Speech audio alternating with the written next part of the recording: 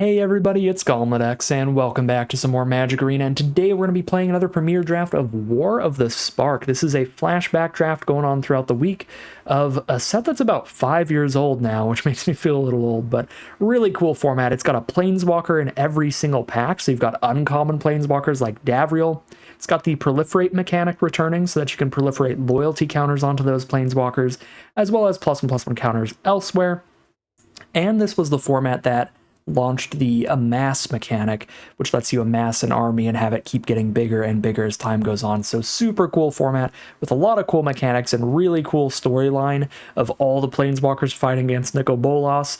So super sweet format that I'm happy to hop back into. But without further ado, let's get into the pack one, pick one, which is pretty easy here. We've got Finale of Eternity, which is just a huge removal spell. It's going to destroy up to 3 target creatures with toughness X or less, so it requires a good chunk of mana, but if you cast this for like 6 mana, you're destroying your opponent's 3 best creatures most of the time, like 4 toughness or less.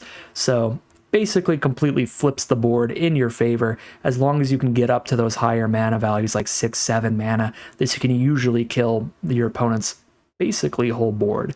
So really powerful card and great way to start things off.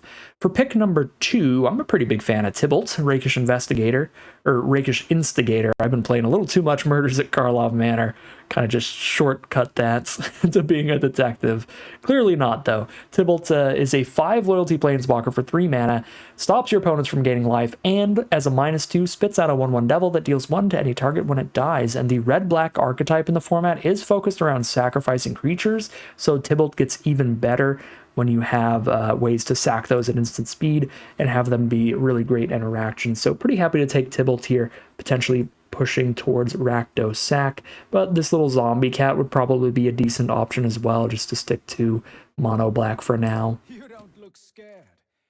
I can fix that. All right, well, I'm very happy to have pushed to black because 3 of the best cards here are all black. There's Obnixlus's Cruelty for an incredibly efficient instant speed removal spell, Spark Harvest for a great sorcery speed removal spell that can be cast for only 1 mana if you sack something, but usually it's cast for 5.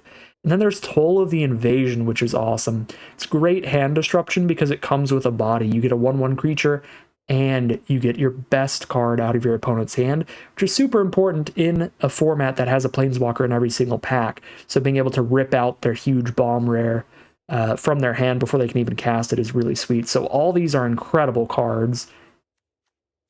Even Honor the Godfur out of red's pretty good here. This is a super hard pick because these are all excellent options, but I think with the triple removal Finale Eternity and the Tibalt as another way to like ping some smaller creatures, I'm going to go for Hand Disruption this pick and take the Toll of the Invasion there. For pick number 4, we've got a Burning Prophet as a decent red card to stick to red-black. There's a lot of great non-creature, quote-unquote, creatures in this set, because there's Planeswalkers that might produce creatures, and there are spells like Toll of the Invasion that amass an army, so that also kind of counts as a creature, but also triggers Burning Prophet. So you can get your non-creature count pretty high in your decks to trigger this a lot and scry a lot, get extra damage. So Burning Prophet actually plays pretty well, but I think Callous Dismissal is busted enough to take that and not be completely glued to red yet.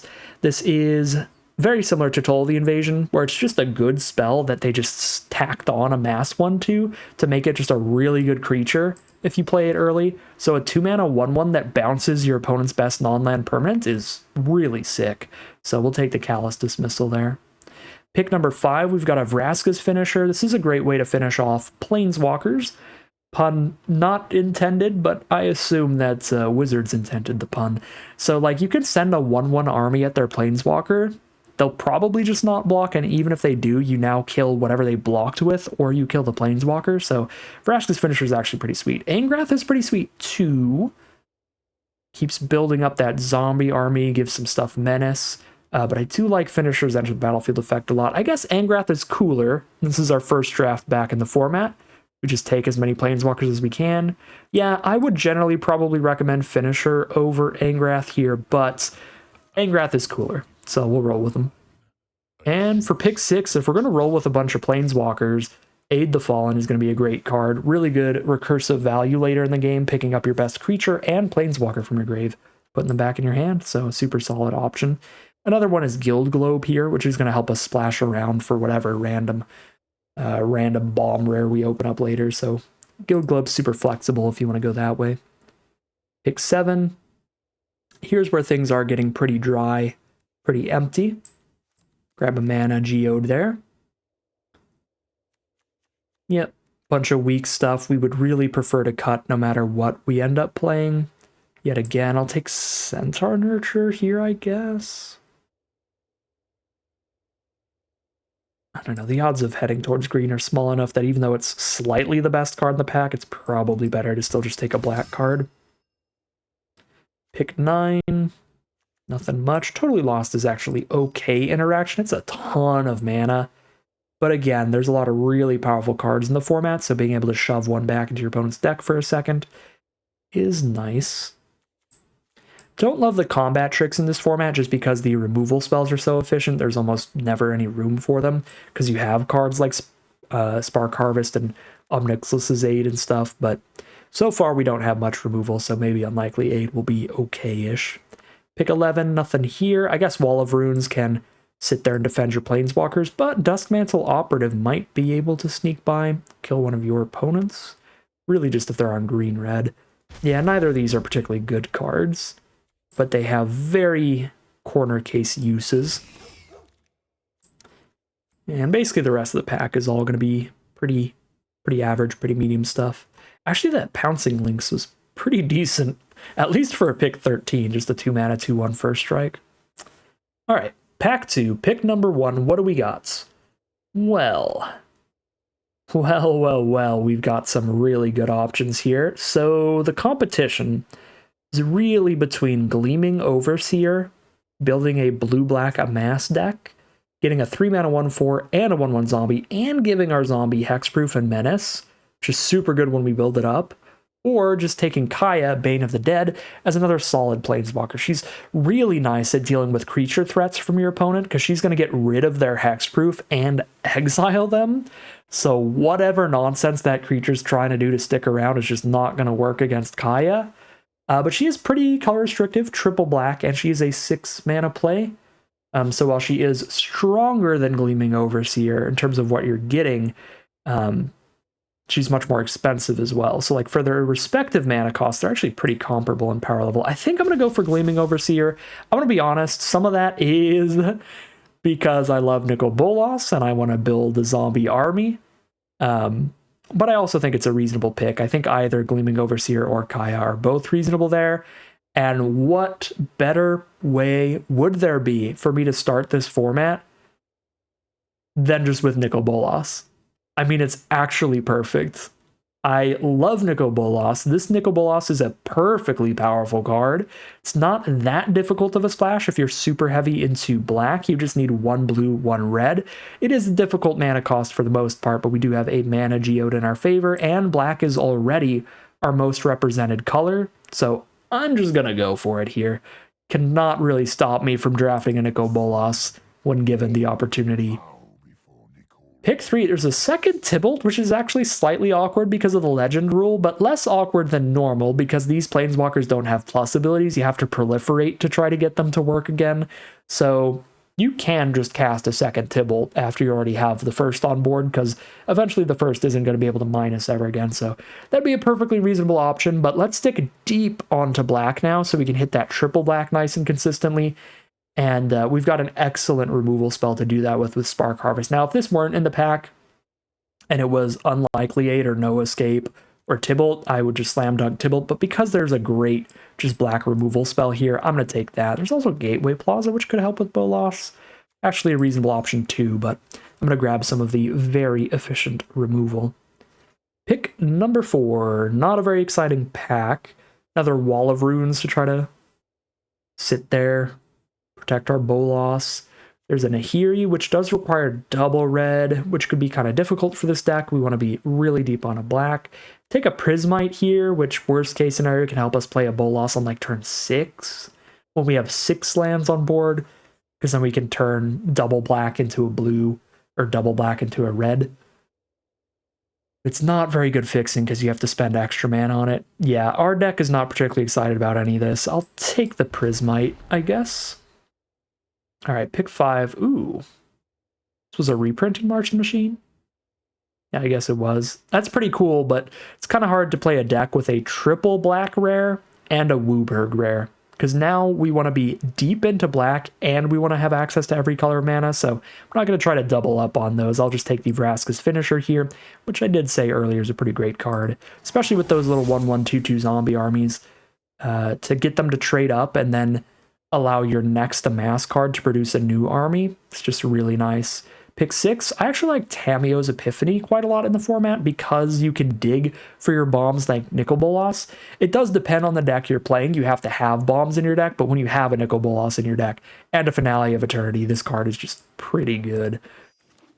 Dig 6 cards closer to them because you scry all 4 non-bombs to the bottom of your deck. Oh, this is such a great way to start. This is such a great way to get back into this format. We got Bolas on the artwork of Tyrant Scorn and its great efficient removal. Let's just take that. Slam dunk. Flavor victory. Pick number 8. Really filler stuff here. I don't think we're going to be deep enough in blue to want a 1-mana blue creature. But the 2-mana red creature is really bad too, so just take a Wall of Runes. Pick 9, I guess we can rare draft a Living Twister, or we can take another filler creature like Assailant or Skulker. I'll just grab a rare draft here. Pick 10, we're going to be deep enough into black to probably actually run Sorin's Thirst, a good way to deal with a cheap aggressive creature and gain some life to buy you some time.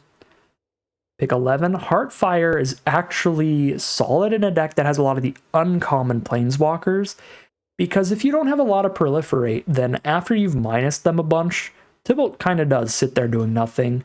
Angrath kind of sits there doing not much. So being able to sacrifice a Planeswalker to this to deal the 4 is actually pretty good. And it's obviously also a huge synergy in a deck that has a lot of ways to amass a 1/1 army onto the board, because then you sack a 1/1 and deal your 4 damage. Pretty happy with that too. All right. Well, I'm in love. This deck's going to be awesome. For pack 3, pick 1. I probably shouldn't, because of the mana cost, but I'm gonna take Widespread Brutality. The double red could be difficult. We're trying to hit a triple black spell and a double red spell, but this is a powerful spell.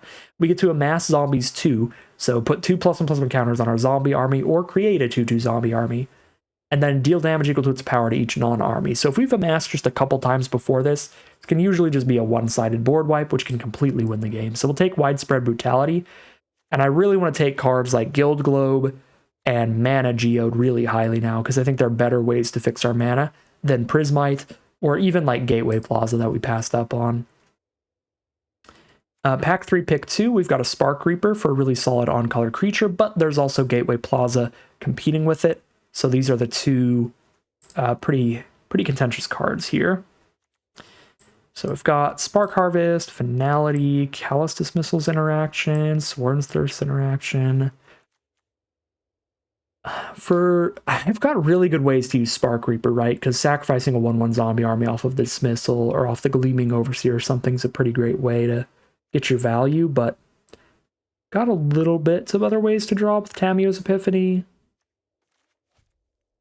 I'm going to take the fixing real highly now when we have such powerful things to fix towards like Nicol Bolas, like Widespread Brutality, so I'll take that over the Gateway Plaza over the solid creature, the Spark Harvester. Pack 3, pick 3. Another Tyrant Scorn or Bleeding Edge. I kind of actually like Bleeding Edge a little bit better because we can get a creature while killing a creature. It's less flexible in terms of what it can deal with, where Tyrant Scorn can deal with higher mana value creatures by bouncing them, but the Bleeding Edge is going to be a much better deal when it actually kills a cheap card. Getting a 2-for-1 from that's pretty clean. There's also Spark Harvest, which is great. It's actually a really big competition. Scorn, Spark Harvest, and Bleeding Edge. Could see actually an argument towards Spark Harvest out of those 3, because that is the best way to deal with just big, scary Planeswalker or high mana value creature or something. So it's the best at killing big bombs. Speaking of killing big bombs, Toll the Invasion can do it if you do it turn 3 while it's still in their hand. So we'll take that over Sorin's Thirst or Spark Reaper.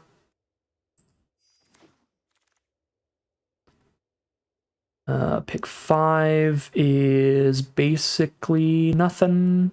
Dam Breaker's fine. Big 5/6 Proliferate. Erratic Visionary can be a solid way to dig for your bombs. Keep drawing, discarding every turn. You forgot the extra mana. Yeah, Dam Breaker Visionary seems fine. Thunder Drake's really fun to build a deck around in like blue-red, where you can spam spells pretty well, but I don't think that's what this Grixis Bolas pile is going to be doing. I think I'm going to take Visionary. We'll dig for our bombs. Pick 6. Mayhem Devil, really good in the black-red archetype that's focused around sacrificing your armies and making new ones, but we're not doing a lot of sacrificing in this deck. We're doing a little bit with like Heartfire, but not enough to trigger Mayhem Devil consistently. I think we'd rather just take another Toll of the Invasion or a Spark Reaper, giving us a way to sack all these armies we're making to dig for our bombs. I think either's fine, but I'll take another Toll.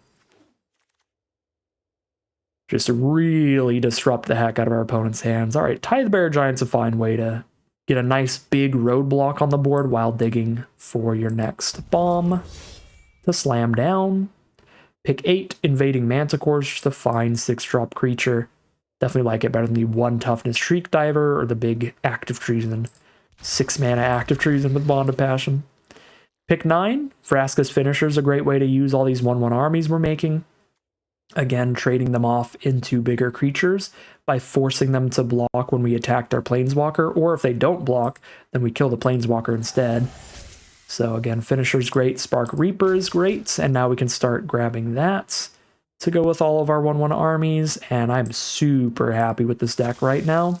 We have a lot of options of how to build this. We can get a Sword's Thirst or a second Spark Reaper. I think I like the second Spark Reaper here, but Sword's Thirst is super solid too. I'm going to just take the second Spark Reaper. All right. Wow. What a way to get back into this format. All right, so we have 15 cards to cut here. Quite a lot. I think we want to be winning with Nicol Bolas and Widespread Brutality kind of bombs. Those are just really, really fun ways to win the game, and we have plenty of ways to dig towards them. With Tamiyo's Epiphany digging quite far, but also some Spark Reapers, pitching some extra Amass cards to dig a little farther. We can try to grind out the game pretty well with great removal, great 2-for-1s and stuff like that. Trying to drag things out till we hit a Brutality, a Bolas, a Finality to just completely flip the game in our favor. So I don't think we need other like big high mana value cards. Extractor's just a big butt. Skulker's mostly a big butt. Manticore, big butt. I still kind of like Tidebearer Giant, giving us one more little piece of card draw to dig through the deck, find these super powerful cards, but I think the rest of the high mana value stuff gets dished out of here. I don't think we're going to be that aggressive as well, so the random little combat trick of like Aid the Fallen, or not Aid the Fallen, the Unlikely Aid. I get the two mixed up because they're both Aid. We definitely like Aid the Fallen in this deck, but Unlikely Aid as a combat trick, not so much. I think that gets ripped out of here. I don't love the Shadow Fugue kind of hand disruption where you don't get to choose what they're discarding when you've got Toll of the Invasion where you just pick their best card and you get an army at the same time. I think Toll's just a way better version of the Shadow Fugue, so we drop that. I think Totally Lost is a lot of mana for that interaction, so I think I'll be dropping that as well. Do like the Spark Harvest, the Tyrant Scorn a lot. The Sword's Thirst could be a little difficult here in 3 color, but we're trying to consistently have triple black already, so we'll probably try pretty hard to consistently have double black, so should be fine. And then Heartfire I think is okay in this deck because we have 1/1 armies from Toll of the Invasion, we have 1/1 Devils from Tybalt, and we might just have Tybalt sitting on his butt, not doing anything later in the game, or Angrath sitting on his butt, not doing too much later in the game as well. So I think there's good Heartfire sacrifice options. So now we want to cut a lot of these cheap creatures, again, because we're not getting that aggressive. Prismite, I think, is the weakest fixing this deck. I like Mana Geode and Gateway Plaza better, but there's also not a lot of fixing, so might still be worth it to keep the Prismite in, but I think I'm just going to cut it. It's really, really flimsy. It's got 1 toughness. It's an artifact, so it dies to artifact removal. It's super, super likely to just die and not even like trade off well or anything in combat. And then just other random 2-mana creatures, probably Opportunist and Operative here. Visionary I still like for digging yet again. So we'll rip those out. And I think we have enough removal and like a full-on board wipe that we're not really going to be like the sit behind Wall of Runes to protect Bolas kind of deck. So I think I dropped those as well, and definitely Banehound. We're not the lifelink haste kind of deck. So go for a really low creature count here, but the creature count is higher than it looks, right? Because we have 1, 2, 3, 4, 5, 6, 7. So that's already a tiny bit higher than it looks because we've got duplicates of these and they don't like spread them out to make the stack look as big.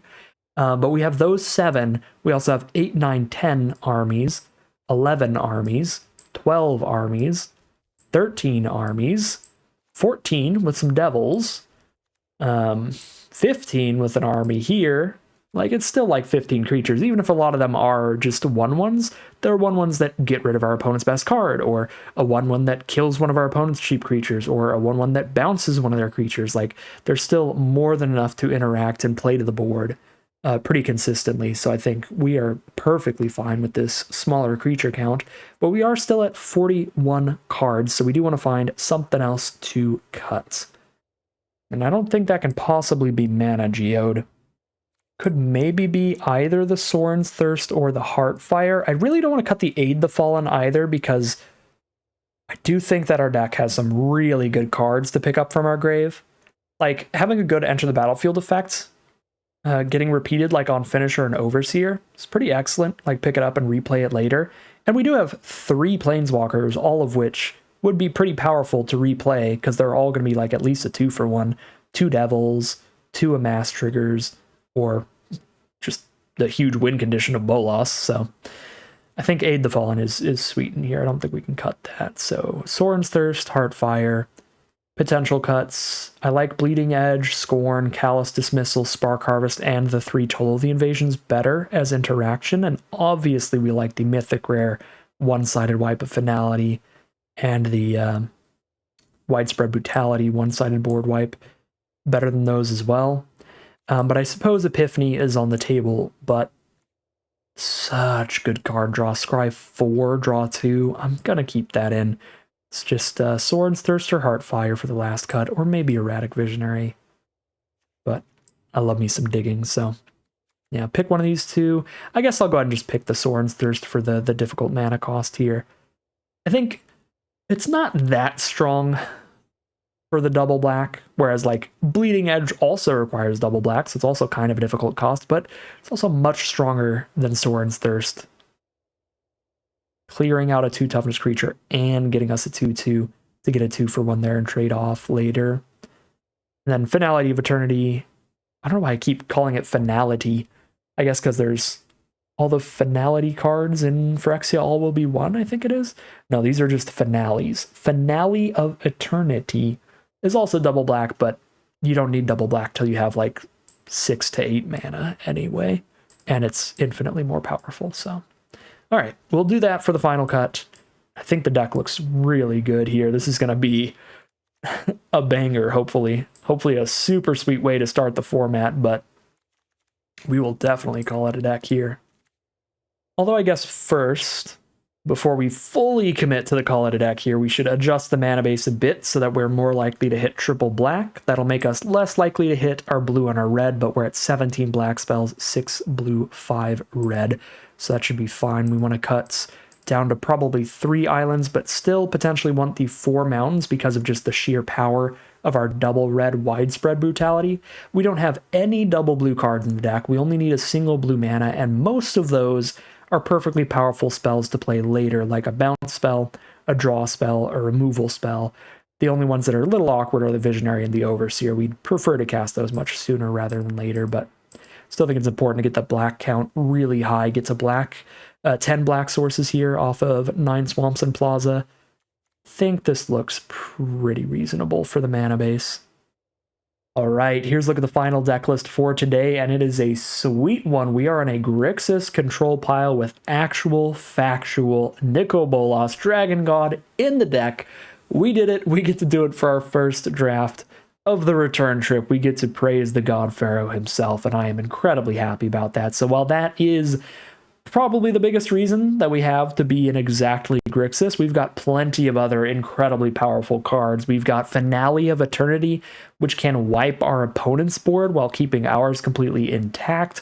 We've got Widespread Brutality, which can wipe our opponent's board while keeping our zombie army intact. So we've got multiple other bomb rares in this deck, as well as some pretty sweet uncommon planeswalkers, like Angrath amassing some zombies that we can use to sacrifice for good value, or we can just make a really big army, and Tybalt making some devils that we can use to sacrifice for good value, or we can just trade off in the early game.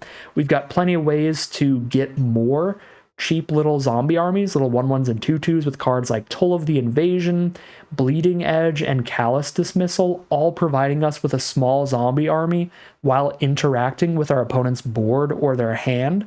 So with all these zombie armies running around, we can have them trade up with Vraska's finisher, basically giving them death touch post-combat, surprise killing our opponent's big blocker that they chose to stop the army with.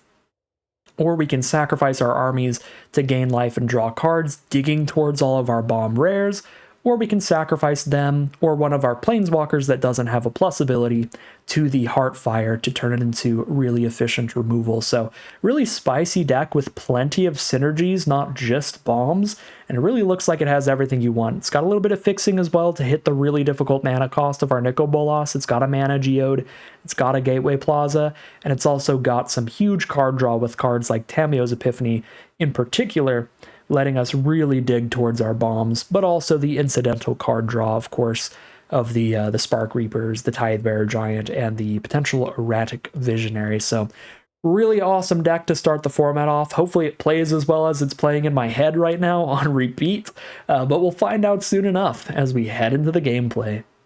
Here we are on the play for game one.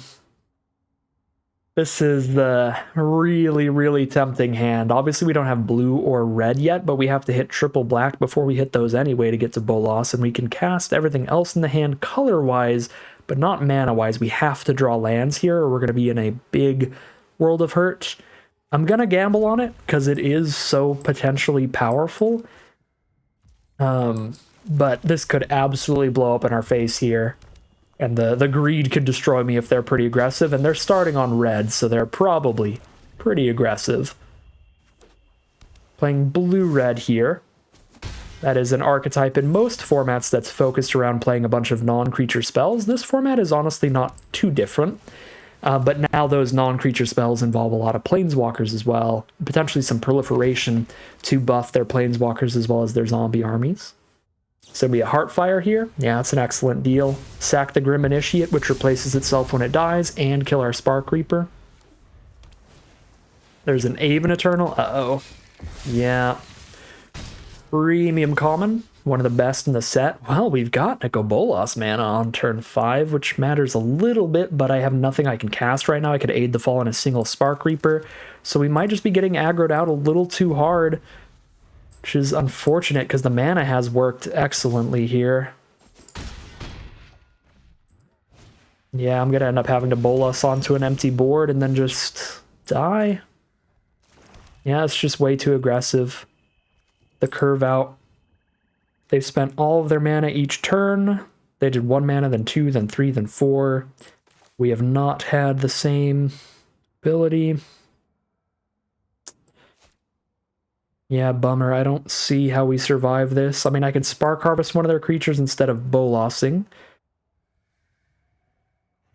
If I Bolas instead, though, they might send some damage Bolas's way instead of my way, which could be worth it. And then we can Aid the Fallen for Bolas and Spark Reaper and play a Spark Reaper as a blocker next turn.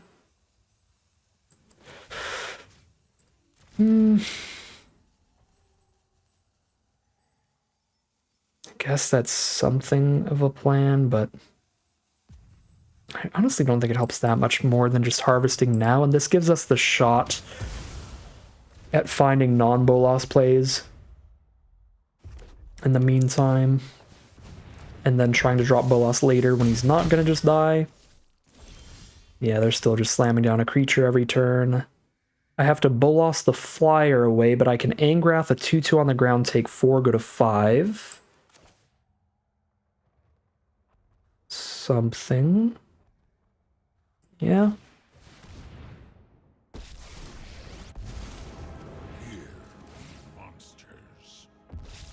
if we're really lucky, this might get some damage to go Angrath's way. It also helps the Aid the Fallen. Nope, it's all straight to the face, so we trade with the Naga Eternal and then get a new 2/2. Hopefully. Nope, combat trick here. No, Heartfire the face. Yikes.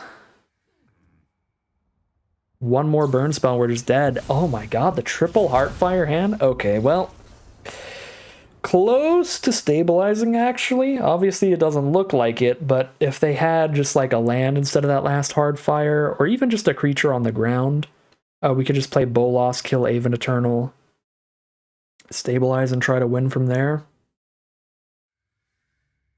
Bummer. Yeah, I mean, I think our deck played out perfectly fine there. The opening hand was still a bit greedy. Like, we hit the mana and then we still didn't have too much to interact with the board in the early game, which is an issue against more aggressive decks. We just happened to play against probably one of the most aggressive things you can draft in this format. They had 12 direct damage in their hand this game, which is insane. Like, that's going to be really hard to not die to. So, yeah, is what it is. Just kind of a nuts drop from our opponent. Puts us down to 0-1 heading into game 2. All right, here we are on the play for game number 2. This is a snap keep this time around. We're still not starting till turn 3, but we're going to get rid of their best card in hand, and then we're going to make our army a 3/3, and then we have a Bolas later. We've got an Aid the Fallen to pick up an Angrath. I think this hand is pretty significantly better than the first one we kept. It's very similar having the Bolas in hand being the end goal, but the interaction early game is much better, especially drawing into the Erratic Visionary. Yeah, like this is a hand that might have been able to win last game if we still hit Swamp Mountain like immediately, and there's the mountain, so now we just need the swamp. All right, so it's another blue-red matchup. Let's toll the hand here. Jace's Triumph for a draw 2, Lazotep Plating for Hexproof on their board, and Dambreaker for a finisher. They're only at 4 mana right now. I kind of like getting rid of the Jace's Triumph and trying to just keep them behind on cards here.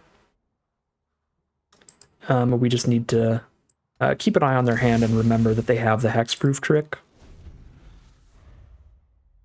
Yeah, let's make sure they can't just refuel super fast here, because we're perfectly good at cluttering up the board right now. Alright, so you could like send in with Burning Prophet and Lazotep Plating it. I don't think that matters enough to not just send in the 3/3 Menace here. They could Lazotep Plating on blocks, lose the Burning Prophet to the army, but then we make a new one, which is just great value. Generally, trading off your army is better than making it bigger. Like, if you can trade a 3/3 army into their Burning Prophet, that's generally better than not doing so. That way you can get a 2/2 army instead of just buffing up the current army. I've got a Spark Reaper here. Could also Erratic Visionary looking for Swamp specifically. I think that's fine. We do not see the Swamp, so we kind of have to keep the Mountain in hand so we can play one of these 3 drops. I think I'm going to be playing Spark Reaper here. A little sad to toss the finisher and Grave, but offer the trade. They don't want the trade. Drop the Spark Reaper. And I guess we got to just make it a 5/5 then. Again, I could have hit for 2 more damage, but if I could clear out a Prophet and get another 2/2 Menace instead of just buffing my current 3/3 into being a 5/5, that would be a favorable outcome.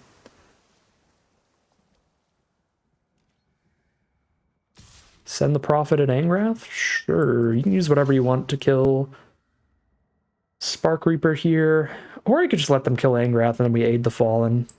Actually, that feels good. Like, we don't have Menace anymore, but we already weren't going to be... we're going to be using that much more. Okay, well, now I'd rather Toll. Aid?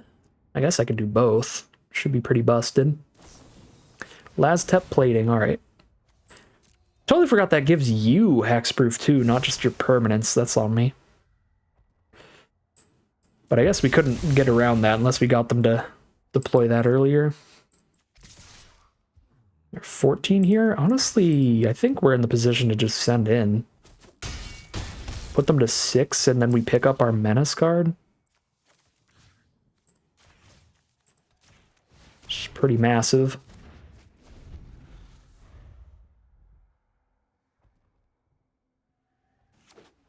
There's the 6 mana. They've got the Dam Breaker. But I've got a Vraska's Finisher in hand now. So they can have a 5/6, a 2/2, and a 1/3 on board if they tap out for that. Get the 5/6 and Proliferate. Yeah, that is the play.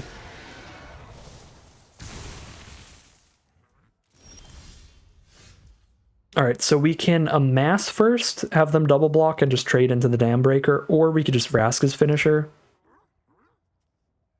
I feel like Vraska's Finisher is a little spicier.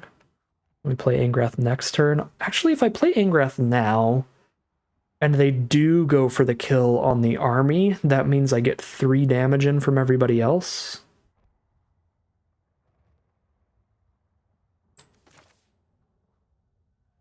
Just something. I think I'd still just rather Finisher and Visionary for now, but I guess I could Angrath and Visionary. This does allow them to chump instead if they want. Okay. They do not want to chump. So let's Finisher. We can Visionary in the end step, discarding whatever we draw into unless we specifically hit a swamp, and then we discard Angrath to play Bolas and win off of that. I guess I should have just not played the land. But it could matter. Ooh, Callous Dismissal? Actually, kind of sweet. I could play Angrath and Dismissal here, but so Nicol Bolas I'd have to discard, so I'm not going to do that. Okay. Here's Angrath. There's the counter. Well, now they can't counter Bolas, and I'm pretty happy to have the backup.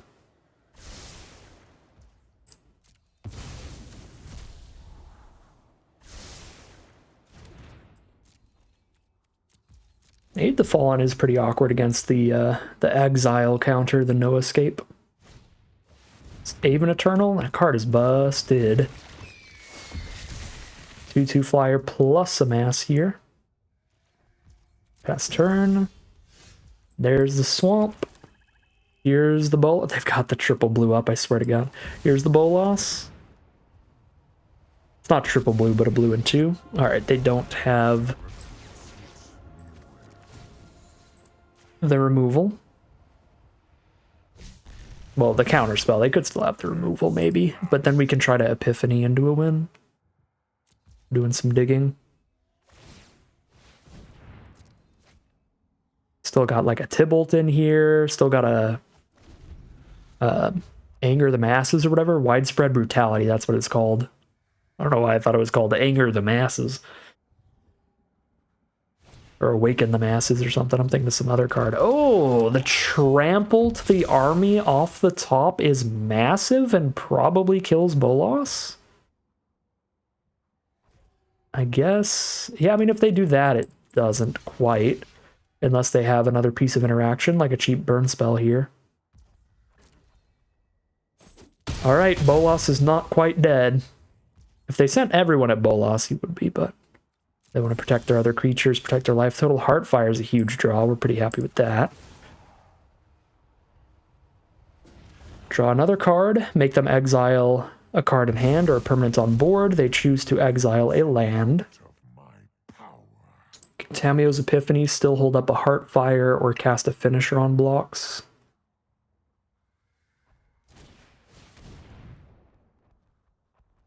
That's Epiphany. Great draws. Wow, we definitely want the Overseer to cast right now, and then the Tithe Bearer for next turn.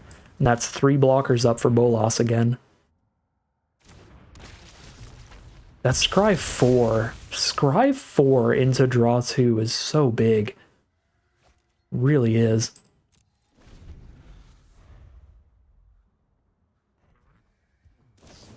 Oh, the Rouse Outburst. There goes Bolas, but think we're now very ahead on board. Their Erratic Visionary plus Burning Prophet combo has done a lot of work. They've been scrying and digging every single turn to find the best answers. I will wipe your bloodline from existence.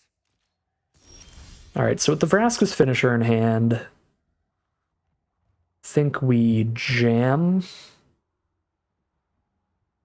Just go party time here. Yeah, with the Heartfire as well. If they let in 2 damage, they just die.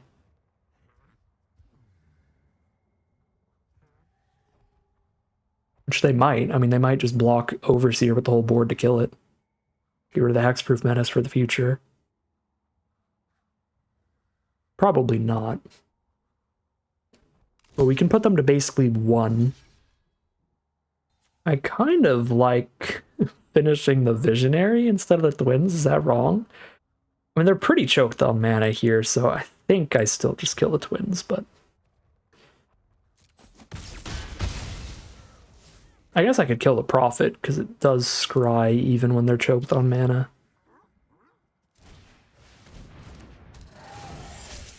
But Finisher lines up a little better against the 1/3s if they don't have an instant up.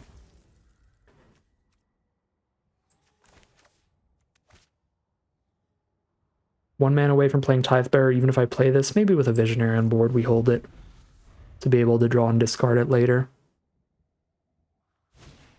Ashiok Skulker, alright, tap out for that.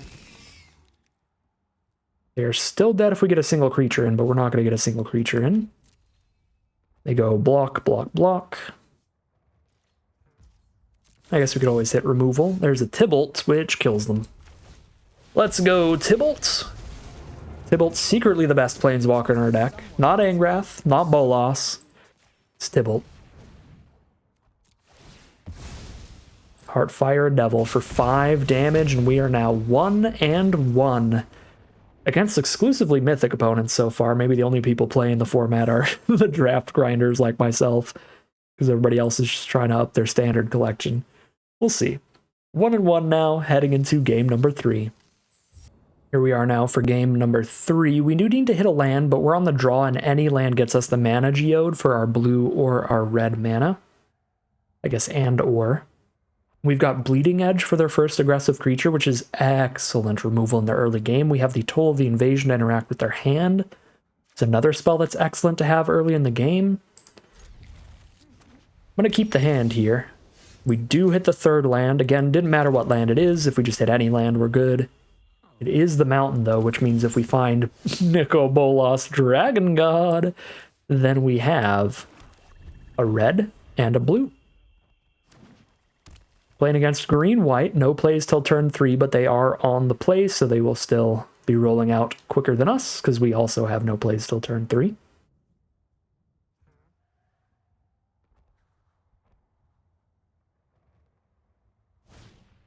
Iron Bully, just a 2/2 menace here. Well, pretty happy to Bleeding Edge that, and immediately flip the tempo in our direction. I suppose alternatively I could take a few points of damage to get a toll going nice and early, just in case they have a 4-mana bomb.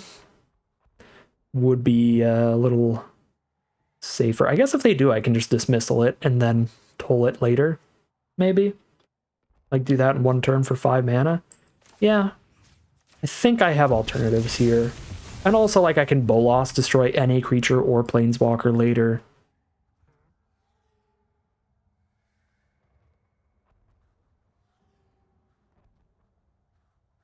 I feel like Bleeding Edge, just getting right to the board real quick, is a little too strong to pass up on here. Just in case of exactly a 4-mana bomb being available right now. Does it hit the board untapped? It does. Perfect. So we now need to set up our mana, geode into Gateway Plaza, and then we can cast Bolas next turn. Which does mean, yet again, that we're not getting our hand disruption going quite yet. But I think it's worth it.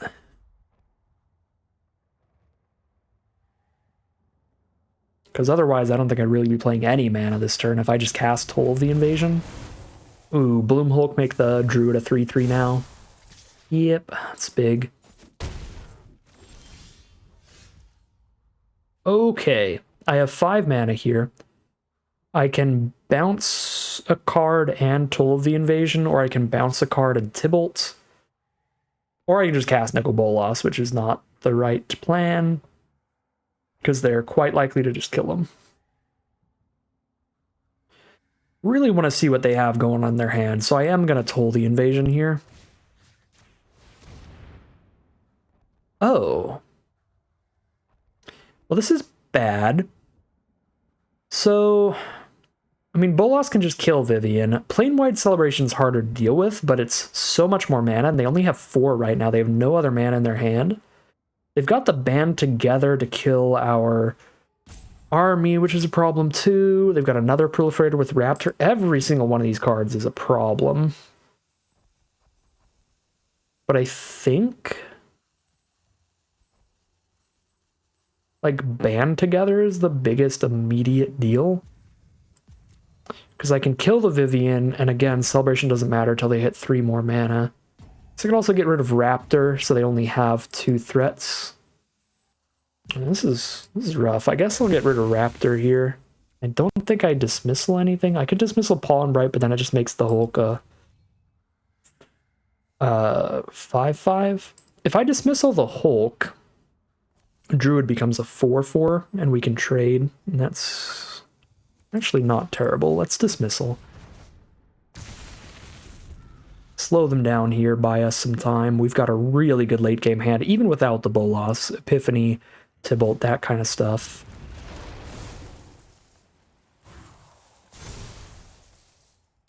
Oh, snap trade.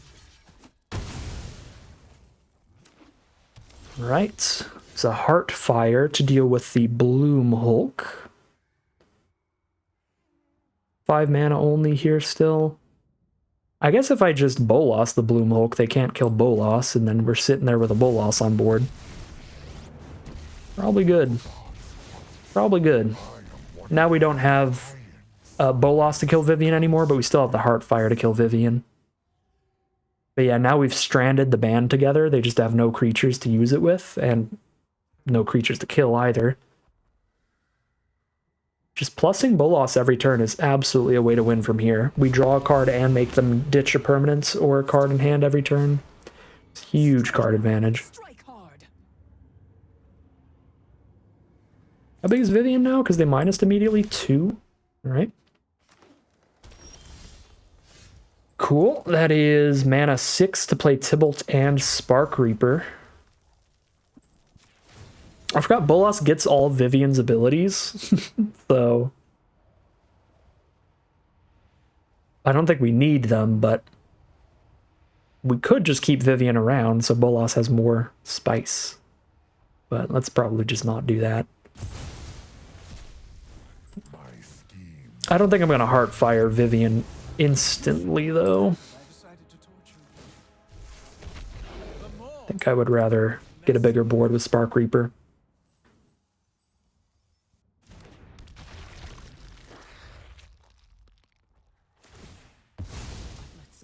Alright, and they're just going to sack Vivien anyway.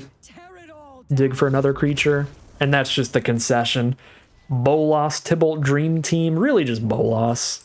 Doing Bolas things, but that's what I love. We are now 2-1, heading into game number 4. Alright, here we are for game 4. First time seeing our finale of Eternity. I'll say it right at some point. Keep the hand because the card is really powerful, but it has issues. The other 3 cards are not castable by themselves. I need to find a blue source for dismissal or a creature for Heartfire. I need to find stuff to end up in the grave for Aid the Fallen.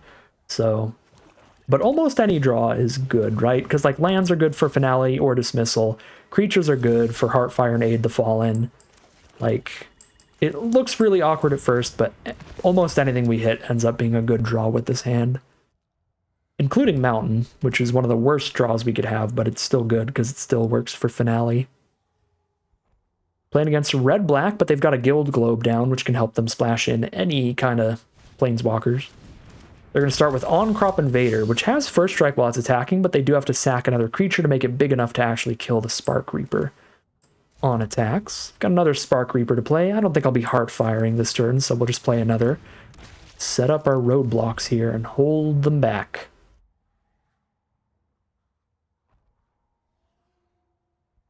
Reserve our life total and sit here till we can bomb them out with like Finale of Eternity this game. Now, even when I say finale, I feel like I'm saying finality. Where do I even get that? That's not the name of the Phyrexial will be 1 cards. Is it? No, they're like Twilights. Black Sun's Twilight, Blue Sun's Twilight. There's something that has finalities in it. Mayhem Devil. Ooh, that is real spicy when they start sacrificing cards. They have a Guild Globe they can sacrifice. They have an Invader that can let them sacrifice any of their other creatures. If they get a Tibalt or something down, the damage this Devil provides could quickly start shredding through our creatures, providing a lot of damage for our opponent. So, I'm scared. Spooky card. I guess I could always just Heartfire it immediately. I could also just Finale those two. Up to 3 creatures toughness X or less. If I just wait one more turn and they play one more creature, like this really wins the game, but it's already looking really good, so maybe it's best to just cast it right now. But I'm gonna hold off. They have really, really, really nice pieces, but they still need like one more thing to pop off. They still need like the sacrifice fodder all over the place. All right, there's a Dread Malkin, which is sacrifice fodder to an extent, just the 1/1. So they could sacrifice 2 permanents on board, sack the Globe, and then use that mana to sack the Dread Malkin.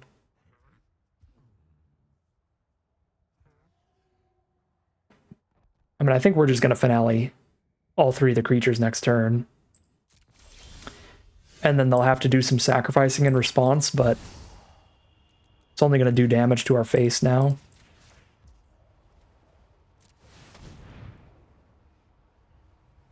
I guess I might as well have said X equals 4, just in case one of these gets up to 4 toughness somehow, because I'm not using my extra 1 mana for anything anyway.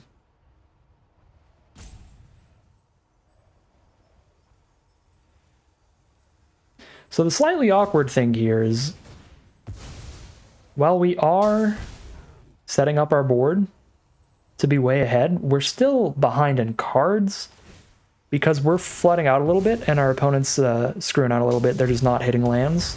So they have 6 spells in their hand and we only have 3, but that's because we've played a land every turn this game. Our opponent has only played a land the first 3 turns. Doesn't make it any less bad for us. They do have a lot more action in the future, even with the 3-for-1 Finale of Eternity. Alright, make us sack a Spark Reaper, sure. They have double Rampage. Nope, we get to keep 1. Oh, Epiphany's so good, but it's also requiring a blue mana.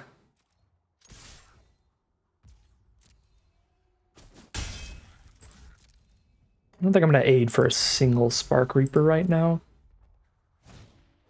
Eternal Taskmaster. 2/3, every time it attacks, they can spend 3, return a creature from grave to hand. Could be bad. They've got 3 creatures in grave already. Yeah, we're going to have to deal with that quick. Really rather not have to Heartfire it. So we'll see if we can draw something better. Nope.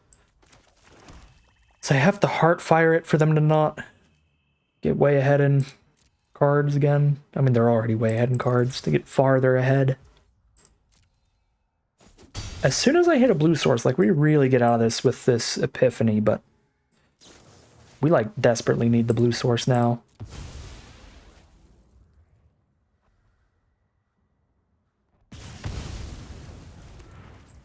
And at this point, we have to just 1-for-1, so we still have some kind of action around.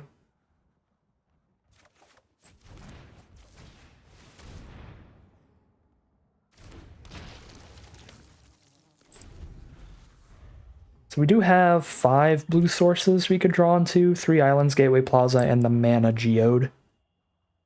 That's what we're really looking for. One of the 5.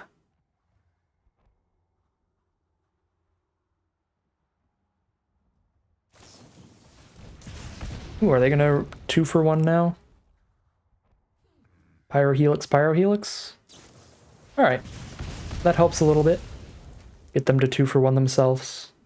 Now they're down to only 3 cards.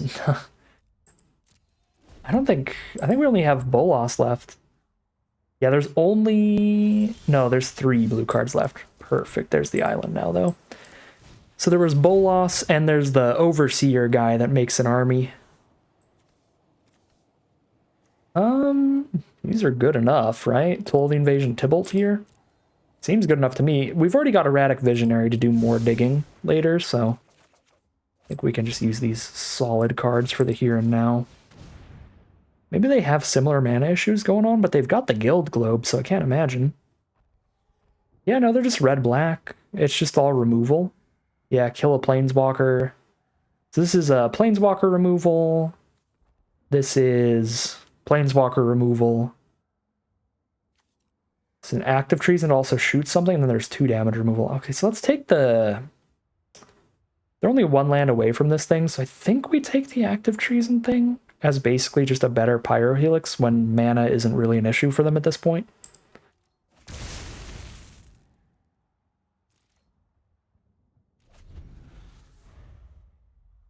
And then we'll just like play a Tybalt, and we'll let them use Planeswalker removal on Tybalt. Because it's sorcery speed removal, like we still get the 1/1 off of it. I'm so glad I took that active treason. Now we can just have a 4/5 on board. Yep. New plan. Better plan. We slam down a 4/5. Get ahead another card off of the card draw ability on ETB.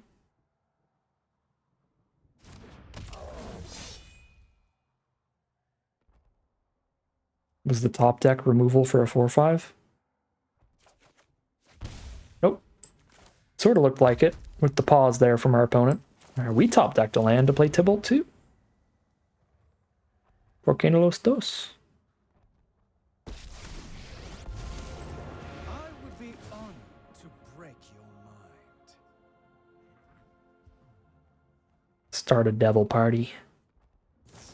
Alright, they're in a Catharsis Tybalt, but we still get our devil. Which puts us up a little bit of card advantage again. Because they spent their entire card to kill half of a Tybalt. We still got the first half of the first devil. But they did kill the second devil with that. Now they get to Pyrohelix the devil in the 1/1. But they're down to 2 cards in hand against a 4/5. That is just slamming in. Hello. They can actually kill Bolas with their sorcery thing. It's kind of awkward. I think that means we don't play a Bolas right now. They remove 5 loyalty counters. And we can only have a Bolas with 5 loyalty. Starts with 4 and we +1. Okay. I probably shouldn't have played that land. I should have just used Visionary with the land. But now that I don't have a land in hand, I'll just send it in for 1 extra point of damage. The Visionary plays have been loose for sure. Maybe I shouldn't draft Visionary so highly just because I am not good at playing with those like draw discard kind of cards. Oh, their deck is like all removal. Sorin's Thirst now plus Finisher to double up into being removal. Another land for us. Let's dismissal the Finisher or draw and discard. Draw and discard. Just find a mountain. Yeah, that's not great. Means I don't do anything this turn. And they're at 3s. They can't super afford to hit me with Finisher. They do, though. I guess if they draw another creature, they can. They did not, though.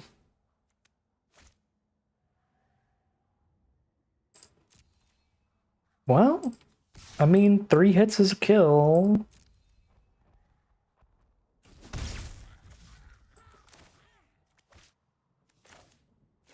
I kind of do like dismissal here, because then I have 2 power on board to kill them with next turn, and 2 different ways to clear the path for those 2 creatures. Although this 1/1 is a 0/0 with a +1/+1 counter on it, so they can use their remove counters thing on it. But if they use the remove counter things on that, then they can't use it on Bolas, and our Bolas is locked in.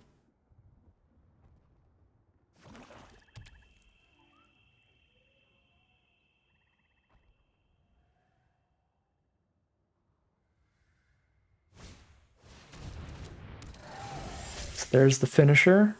They are not going to spend the removal on the army, and let's see if we get the kill here. Send in for, what, 4 damage now? Because we're also making the army a 3/3 off of this top deck.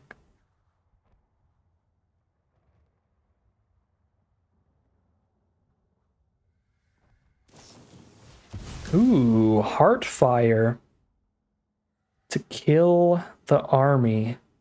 All right, that keeps them alive. Oh yeah, and then we didn't have a target for Bleeding Edge anymore, so it didn't resolve. Well, they've got one top deck to not die to Erratic Visionary of all cards. They do still have the removal for Bolas in hand, which is wild.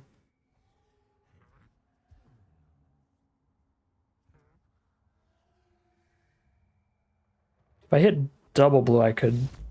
Oh, this is creatures only, never mind. I was gonna say I could like play the Bolas and then bounce them if they try to kill him. Not a thing with Tyrant Scorn, just with Callous Dismissal that you can bounce your own permanents. Alright, we are at 3-1 now with the Bolas deck. Perfect for the image they chose for the Premier Drafts of War of the Spark. Really sweet start to the draft, but see if we can continue at this rate. If we can, this could be a 7 winner, but we'll find out soon enough heading into round number 5. Ooh, here we are against Nummy for game number 5. Numot himself, and we're drawing rares I forgot we even had in the deck. Widespread Brutality in here as well. So, yeah, this deck is wild. I can't believe we're still drawing rares that we haven't seen yet. Numot starts with Burning Prophet. Let's get a Geode rolling to set up the Brutality. But we will need an army that is bigger than a 2/2 to get there. Toll the Invasion gets there, and that also makes sure Numot doesn't bomb us. Their Spellgorge are weird, so the hope here is going to be to Toll the Invasion into Widespread Brutality next turn to wipe Numot's board. So Ral's Outburst, Burning Prophet, Time Twist. We choose the Outburst here. We want Numot to play the Prophet, and then Widespread Brutality just wins the game on the spot. I guess the Time Twist, because Numot has the mana, can save one of the creatures. Ooh, Dreadhorde Twins. Well, that's better for us than if Numot had the mana up here, so let's just Brutality. And start sending in ourselves. Now Numot just has a Prophet and a 2/2. And a revealed Time Twist in hand is much weaker than a non-revealed. It's just a flicker though, right? Ooh, Saheeli off the top. It's pretty sick. Every time Numot casts a non-creature, you get a 1/1 now. It's pretty big. Just Tidebear it up. No, let's kill Saheeli, I think. Never seen water burn. No reason to post-combat this, but do it anyway. Just cuz. Now we have a Hexproofing 6/6 Menace. I mean, this is just destruction, honestly. I mean, Numot's a very good player, so I assume he's got some gas in the deck, and if he draws anything decent, like, Numot can pilot his way out of worse positions than this, so I don't want to call anything before it happens, but our opening hand was very explosive. So we've had a real lucky draw against Numot so far.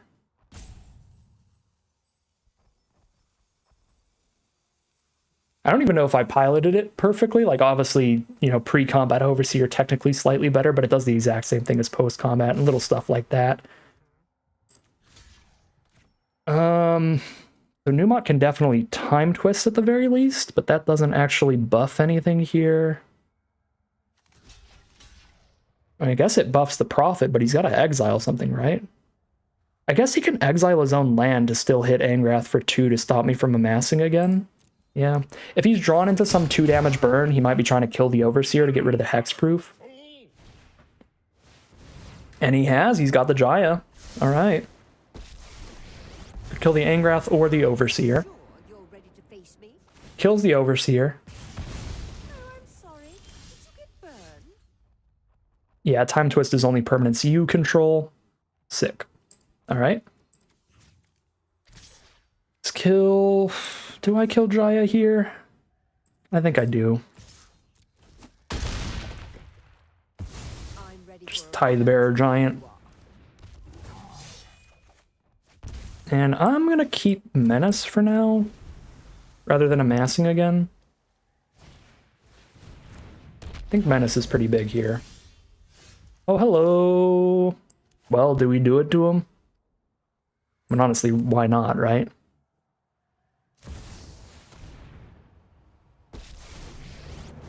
I don't even think we need to kill anything on board. Just draw.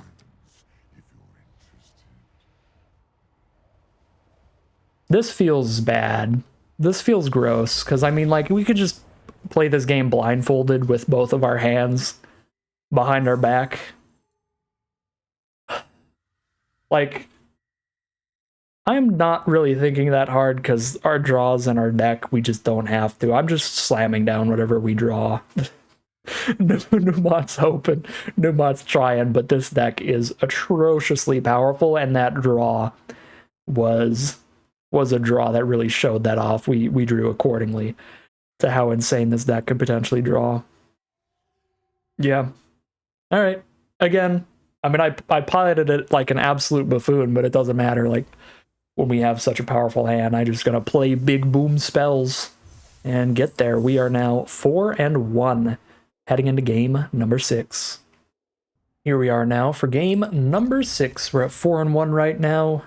Pretty great record with a pretty great deck, seeing if we can keep it up. We've got an excellent opening hand here, however we are on the draw. They're going to start with a turn 2 Duskmantle Operative. I do have the Tyrant Scorn to just kill something immediately if we need to. But I also have a Widespread Brutality. I'm quite far away from that though, double red. But if I just have a 1/4, that blocks the 2/2 all day long, so I don't think we're spending removal on it. Now, Spellkeeper weird. Slightly more annoying, because it can get back a really good instant or sorcery from their grave. Yeah, I might go for mana efficiency here, because we have so much sorcery speed stuff to play. Like, I don't think we're holding up Tyrant Scorn, honestly, that often, so I'm just going to pop the weird.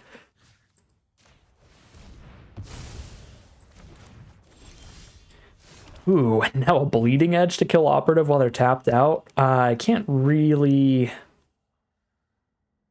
mean, I guess if I told the Invasion, I'll know exactly if they have anything up to get around the Bleeding Edge later. Yeah, I was going to say I can't resist just popping the Bleeding Edge while they don't... Oh, no. While they don't have interaction. But Toll is just so great the earlier you play it. And now we know their hand is all lands, so they're completely playing off the top. And let's see if we can get the Bleeding Edge too. So 3/3 and a bunch of spells in hands versus no board and a bunch of lands in hand. See if we can get there. Honestly, it would be pretty difficult to draw out of this one, because they would have to draw really well with how bad their hand was. But we'll see. Ooh. Have they even drawn a spell yet? They've had like 4 draws. Okay, they did. They got a 5/6, so we don't know when they drew that. Could have been a while ago. It's just too expensive. Well, I'm really happy to have Menace right now, so we can keep sending in. Thanks to our Gleaming Overseer. Ooh, a white source. Ashiok. Alright, well, this is going to be a little bit of an embarrassing game for Ashiok, because they're going to die well before the mill matters. Ashiok's a cool win condition, but if you are on the defensive, like, you just die before Ashiok gets anywhere near milling your opponent anyway.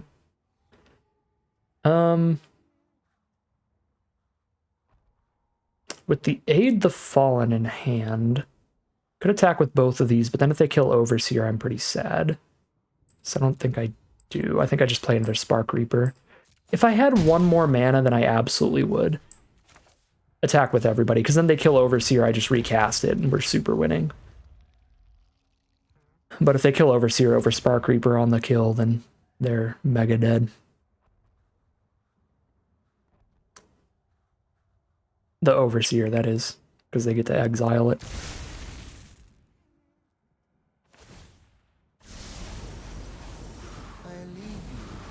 Or I guess it's not that they get to exile, it's that I don't get to play any creatures that turn when I aid the Fallen, because I'd be 1 mana off. I know what I'm talking about, sort of, sometimes, I swear. Well, there's the red source for Bolas, and all these cards. Attack with everybody, they could double block there, take 5, they could go block, block, take 5. Oh, we're just dead on board. Or they're just dead on board.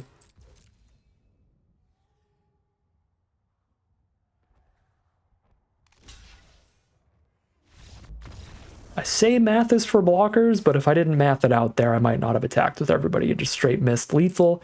It's a good thing I didn't, because now we get to shoot up into Mythic off of our War of the Spark draft. Super, super sweet stuff. A really nice return to the format. Here we are for game number 7. Our opponent's on the play, which does make Toll weaker, and the fact that we're not starting till turn 3 weaker, but I think the hand is still a keep. Obviously, it's pretty awkward if we don't hit the mana for these 2, but we still have 2 very, very strong ways to start a game. And we're on the draw to draw into more spells to play. Alright, Spark Harvest is an excellent addition to this hand. Playing against a green deck? Uh-oh. On the play with a turn 2 mana dork, this could be very bad. They're going to be casting 4 mana spells while I'm sitting on Double Swamp. Okay, Charm Stray is not a 4 mana spell. How many do they get? Very dependent on how many they get, how big of a problem this is. For now, it's a 1/1. Alright, there's a blue source. Definitely a good start. This Arc Bow lets them ditch extra lands later to just start slamming creatures down at random from their library, so really nice card. For really late in the game. Alright, they've got a mediocre combat trick and a very good 6 mana Planeswalker, so I'll get rid of the Planeswalker. I guess the Planeswalker is expensive enough, it takes 2 more turns till they can cast her, whereas the combat trick they can immediately use to beat our 1/1. Still think it's best to just get rid of Arlen there. She's like, what, 3/3 wolves? Yeah. If we don't deal with her. Alright, they find a Bloom Hulk out of the top 4. Very nice start. I will trade into a Charmed Stray. Pretty cool with that.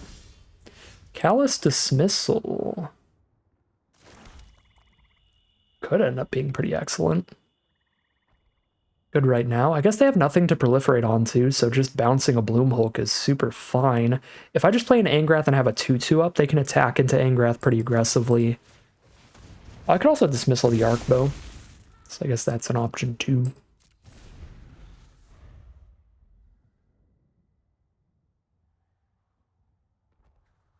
Well, that's not a permanent solution to the Arc Bow.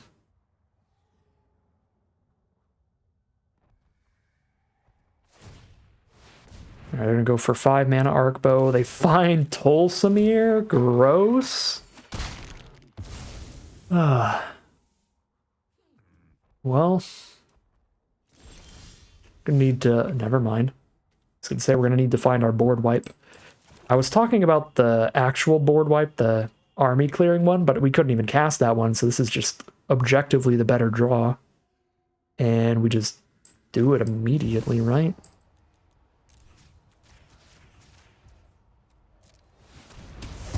This Arc Bow is really putting in work, because it's just providing cards we have to kill every single turn. No matter what they draw, they make sure they keep hitting creatures. I guess if we get through enough creatures, eventually they'll keep using Arc Bow when they've made it so their land or their deck is nothing but lands later in the game. Like, this hand is potentially capable of grinding out that far with these spells. Another Bloom Hulk. It's a mana geode. So I can just harvest the Bloom Hulk, or I can geode into Tybalt and set up future plays. It's definitely geode into Tybalt. Find a Heartfire, which is excellent with Tybalt. So we minus so that we can chump the Bloom Hulk with the 1/1, then next turn we make another one and Heartfire the Bloom Hulk with that one. Or actually we just Heartfire the Bloom Hulk with Tybalt himself at that point. since he'd be at 1 loyalty and we've got no Proliferate in this deck. Also just Bolas away a creature. Whoa, hold all the mana up? Is this sorcery speed? Oh, it's instant speed. Okay, so they're going to end step Arc Bolas this time. Fair enough. That makes me a little nervous about just slamming down Bolas, but I can slam down a Bolas, kill a Bloomhulk, and still have a blocker up.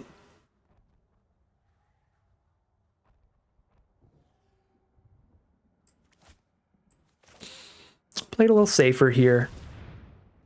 Let's just get a wide board for now. And this lets me hold up the Heartfire while expanding my board, which is great.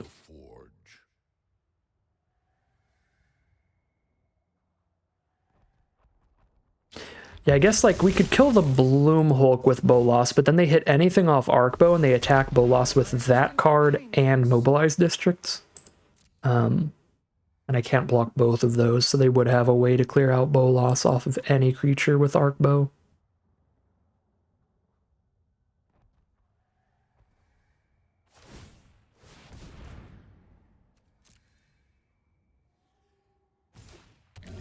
Find a ward scale crocodile, alright. I'm happy to have these blockers. Against the Hexproofer, we'll have to double block it because I can't Heartfire. Or I can't even ping it for the 1. Zhang Yengu, no. No, that's actually so rude. Because now the crocodile's 4 toughness, which is exactly big enough to attack past these two. Oh. That's fine. You can have a 5/5 Bloomhulk. Absolutely have a 5/5 Bloomhulk.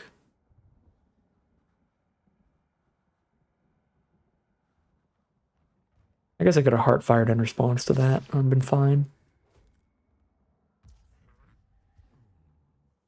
Yeah, that would have been a little better, because then I don't have to Heartfire the Devil specifically, but we could still just Heartfire the Devil here. Yeah, I should have Heartfired Tybalt away. And then still have a Devil for ward scale crocodile blocks in the future.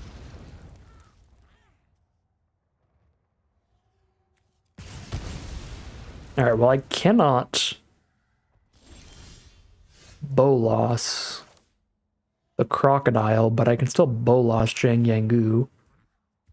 Could also just plus Bolas and Spark Harvest right now. Oh, I also have Menace. I can just hit with my army, but then I don't have a blocker up to protect Bolas, which is definitely incorrect. Yeah, we need a blocker up here. Can I sack a Planeswalker to this? No, I have to sack a creature? Shoot. Well, in that case, to kill Zhang and hold a blocker up,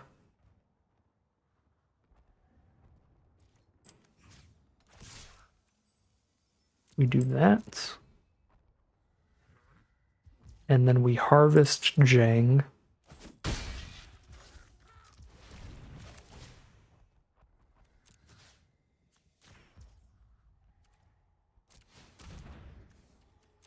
And then we amass 2 to get a new blocker. This world is lacking kindness.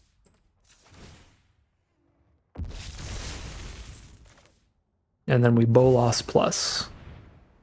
We chump block the ward scale crocodile and let Bolas get hit by the 2 mana value creature or the mobilized districts. I guess I could actually make a devil here instead, but let's do the draw.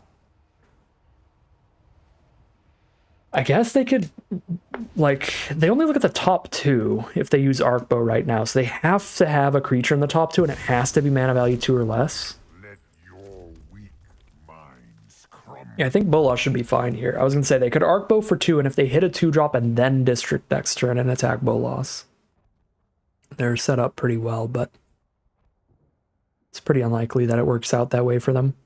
Especially if they exile a land. Now District is just really hard to use.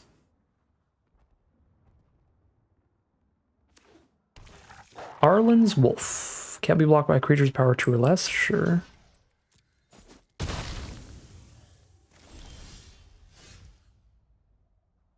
So I've got the removal for the wolf.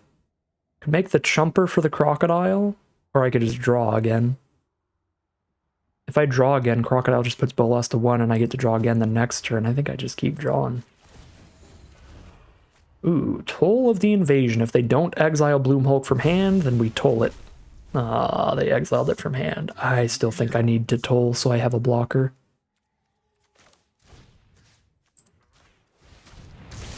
There's my chump block for the crocodile, and here's the kill on the wolf. Let's do it right now before they can draw on anything.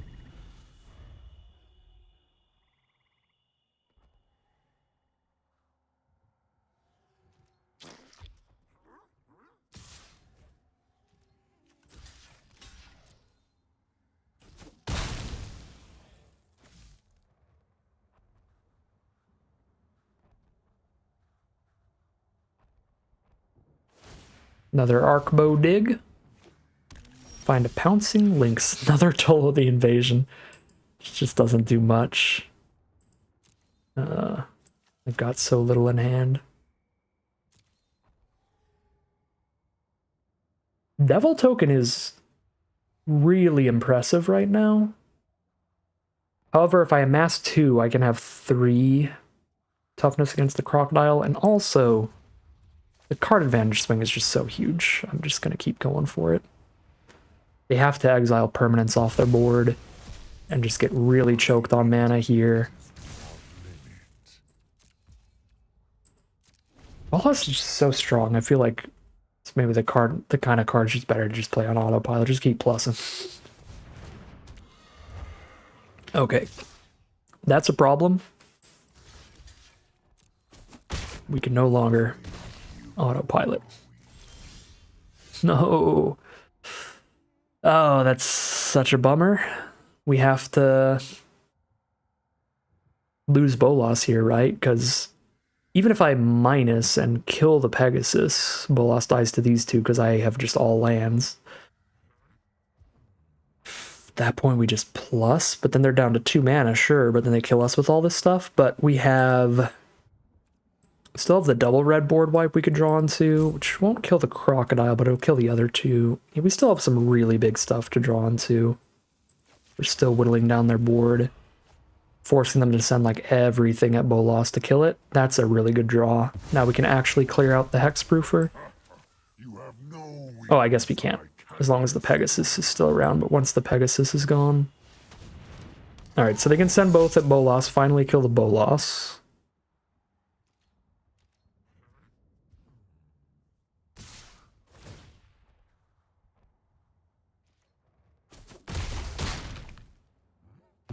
Hexproof has been a very big deal.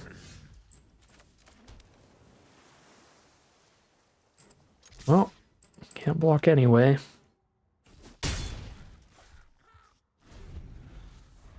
I just get hexproofed out of the game. Just tragic.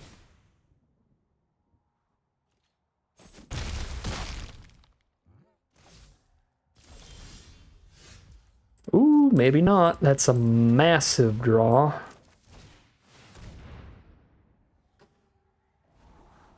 Gleaming Overseer Spark Reaper doesn't block anything in the sky, which is such a problem.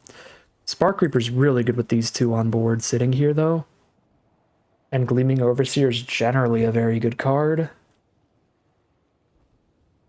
But I can't wait. I'm taking 7 damage a turn. I need something now. I have to definitely get rid of at least Gleaming Overseer. Or at least Spark Reaper. If my other card doesn't do anything, I get to gain some life and keep digging. I'm going to keep the Spark Reaper, but I think I have to ditch the Overseer. Yeah, and if I just hit land after, this would have been so much worse than playing the Spark Reaper here. Okay. Thanks to the life gain from Spark Reaper, we're now dead in 3 swings.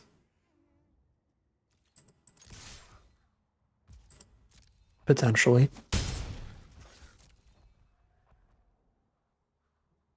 I don't have 1 mana spells I can hit, so I'm going to sack during their end step. Hit me for 7. I mean, realistically speaking, I still just need something to kill Pegasus and I'll be fine. But I only have 3 more draws to get there. Here's the first.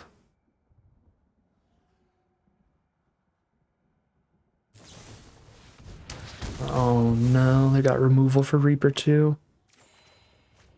Okay. Widespread Brutality does kill the Pegasus. Kills the Pegasus and my finisher, that's it. Alright. It's a solution. But then I don't have good blocks for Crocodile. The army's only a 2/2. I guess I could double block it, but I would really rather not have to do that.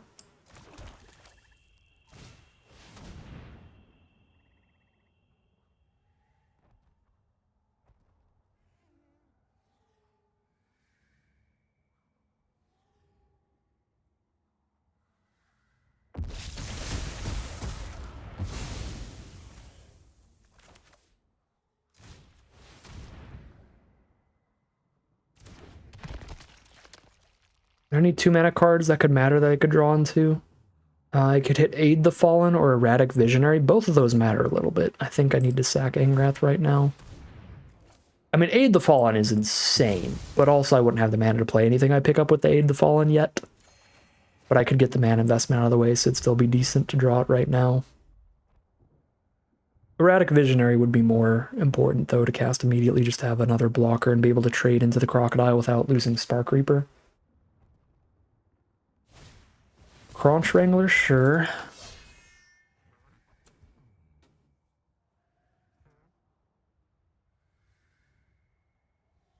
So, we don't have much left to sack to the Spark Reaper. Kind of feeling like we just double block Crocodile if they send it in. Because if I double block Crocodile and I just don't draw anything, I'm going to die to Crunch Wrangler, but also if I don't double block Crocodile and I don't draw anything, I'm still just going to have to double block Crocodile next turn anyway. And then I'll just have taken a bunch more damage.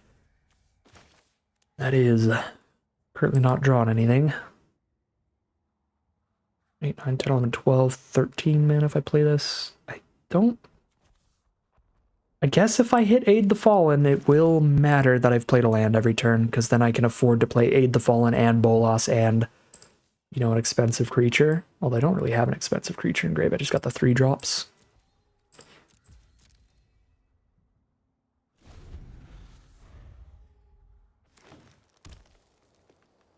How many lands have they drawn this game? This is definitely way lower than me.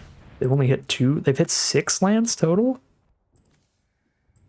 Okay, 7, 8, 9, 10. Yeah, they discarded a bunch. That's what happened. Alright. Pride Mate, which can get a lot bigger if they gain some life, but just a 2/2 for now. Yikes.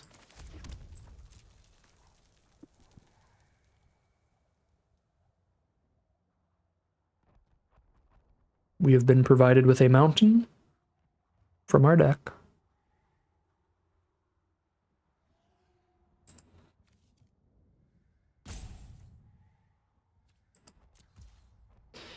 So cards that we still have left that would be massive here are Tidebearer Giant, Gleaming Overseer would be pretty good, Bleeding Edge would be huge, but Aid the Fallen is like the slam dunk win condition.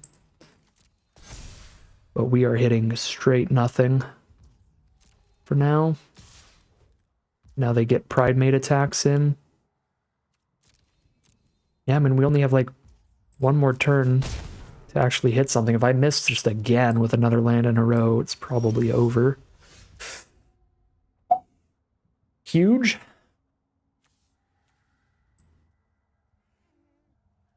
So we can pick up a Bolas or a Tybalt and a finisher or a Spark Reaper.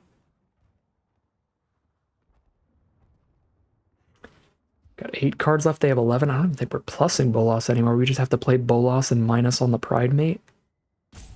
play a 3/2 to block the crocodile. I guess, yeah.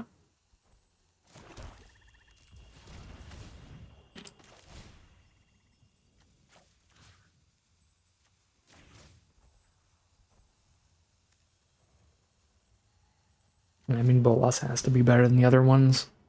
Still, just as the minus and then try to keep it around.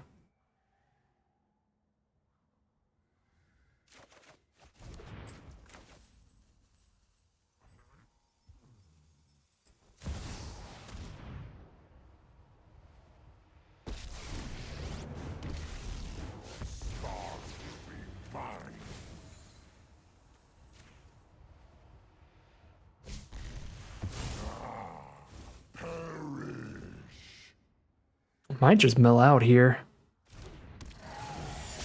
Because Bolas can't do anything but plus now, and we're already down to 8 cards.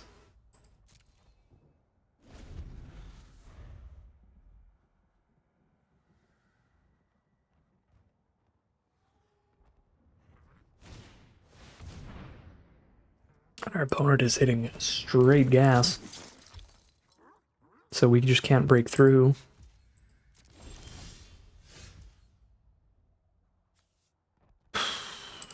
We gotta find a way to break through either way. Still got a plus Bolas. Okay. It's a little something. Little something with a bleeding edge. Never ending. But really the win condition now is Gleaming Overseer for the Hexproof Menace. All that.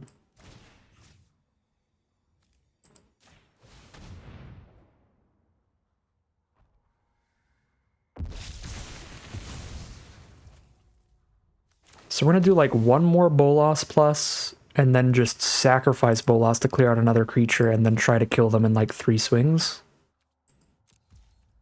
It's gonna be the game plan at this point.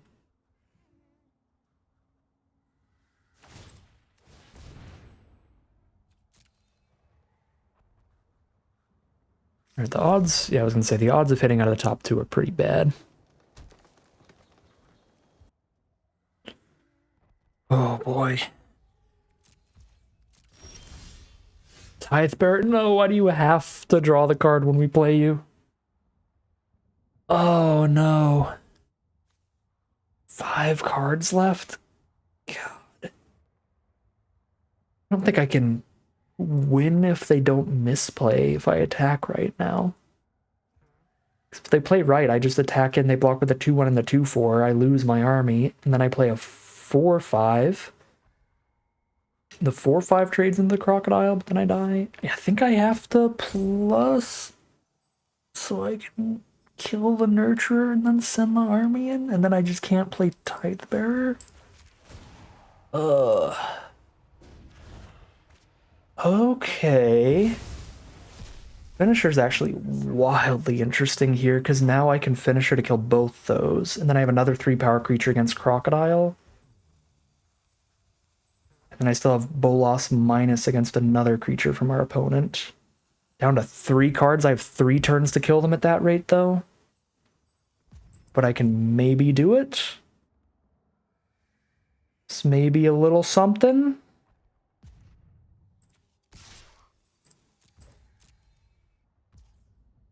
I'll just take it.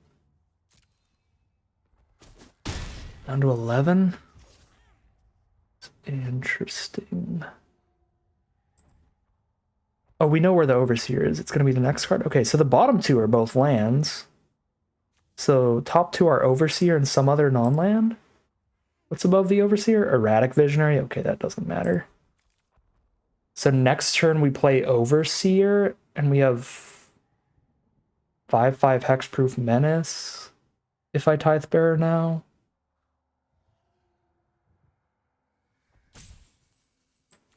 It's really, really close, but I think we are probably going to mill out here.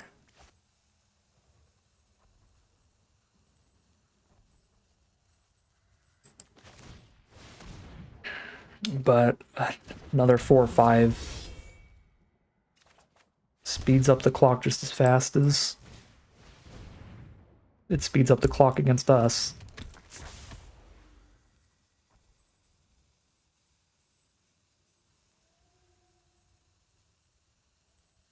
Next turn, we drop a Gleaming Overseer. We send it with the whole board with Finisher up. Or do I just cast the Finisher, then send it with the whole board? Honestly, them at 11? I'm at 4-2, so I can't just die on the crackback. But Overseer's another blocker. God.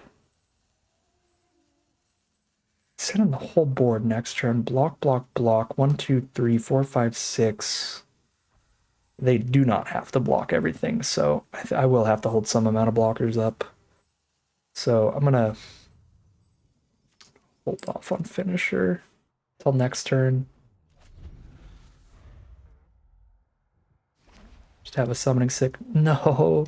Land is actually really bad, because I would prefer they just play a creature. When they play a land, that means they have a 3/3 blocker that I can't kill with sorcery speed removal.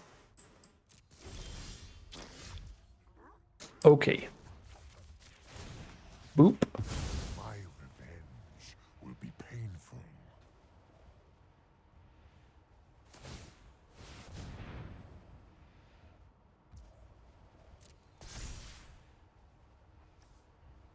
Three swings to kill them. For your cause. Or no, 2 swings to kill them. Swing, draw, swing, draw, swing. Oh, it's actually, it is 3 swings. Okay. So they double block with Ward Scale on the land. We kill the land with Finisher. 4 life, 2 blockers up is enough to not die.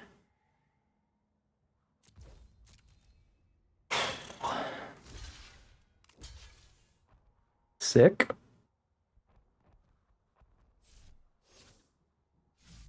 No, let me kill the crocodile, please.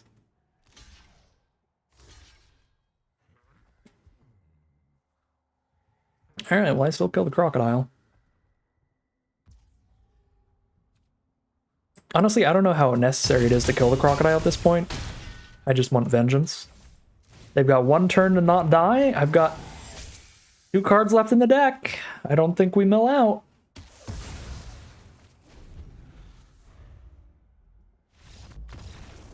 Ooh. Yeah, and before the green-white Ashiok mills the last cards for my deck, we lose that one.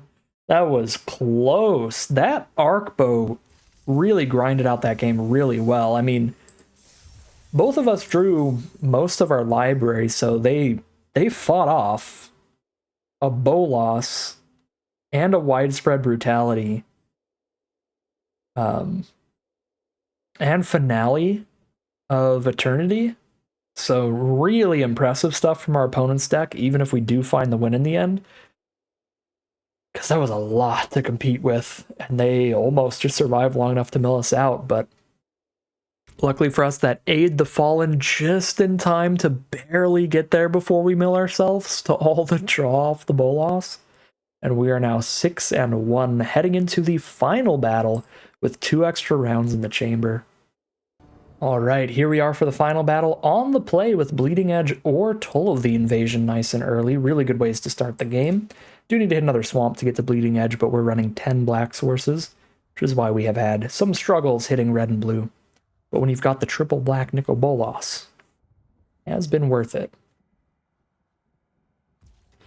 Alright, let's get things rolling here. Swamp turn 1 and see what they're playing.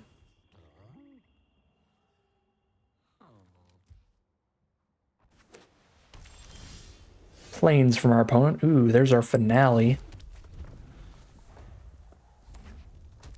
So now we've got a bomb to try to end this. There's the next swamp just in time to go ahead and just Bleeding Edge the Martyr while they're tapped out. Toll afterward here. Red-white is not the kind of deck I'm really scared of any of their 3-mana plays that I think I need to toll right now. I think I can wait a turn and then toll. And here we go. Now I shall Toll of the Invasion. Send in a 3/3. All right, they've got 5 to my face, 3 to a creature, scry 1. They've got a second Spell Gorger. I kind of think with the Finale in our hand to clear out a lot of these cheap creatures, we let them play more. We want to make sure they don't have a cheap spell, though, to buff the weirds to get them out of range of Finale. So we ideally want them to have both Spell Gorgers and the Screecher on board, and them all to be 3 toughness or less. And then we can just win off of Finale of Eternity. Alright, there's both the Spell Gorgers, but not the Flyer yet, and I'm going to greed it out a little bit. Because even if they cast one spell, even if they Catharsis us, the Spell Gorgers are still in reach of the Finale.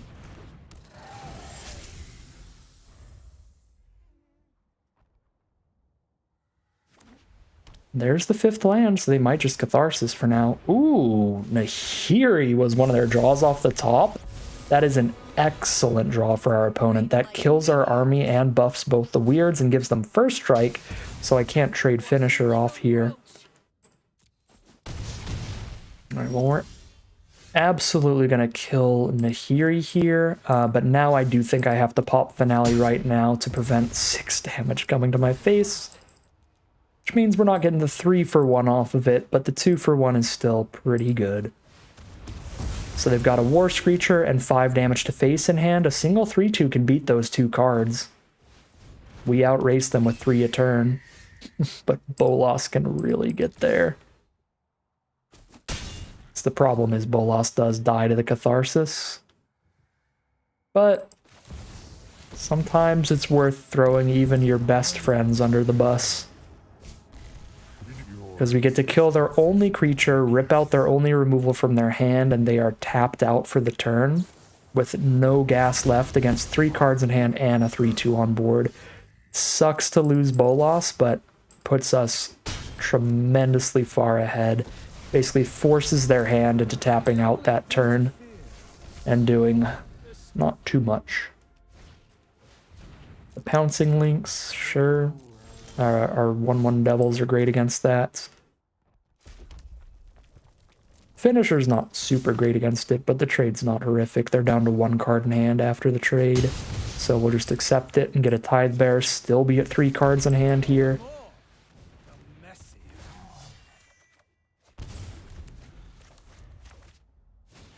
There's another Pouncing Lynx. They are at 7 life, and they are just gonna concede, just scooping them up, and we are now 7-1. We lost our very first game of Magic, and then we got into a 7-win streak with this deck.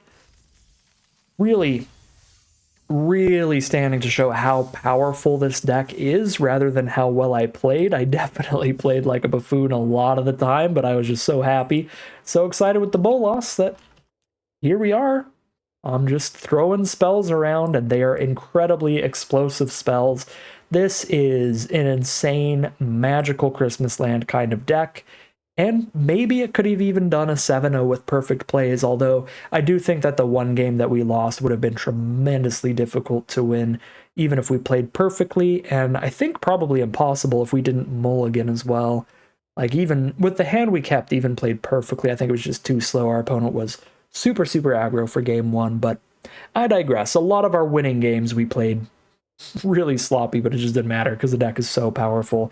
We've got Finale of Eternity, Nicol Bolas, Widespread Brutality, all 3 of these cards strong enough to single-handedly flip a game in our favor and win, and we've got 3, so being able to double these up has just been absurd, and it's been super hard to lose when we can do that, so we've gotten a lot of explosive bomb victories, some really hard-fought games too, where opponents had some explosive stuff too. The Arc Bow with the Tulsimir and everything, grinding it out.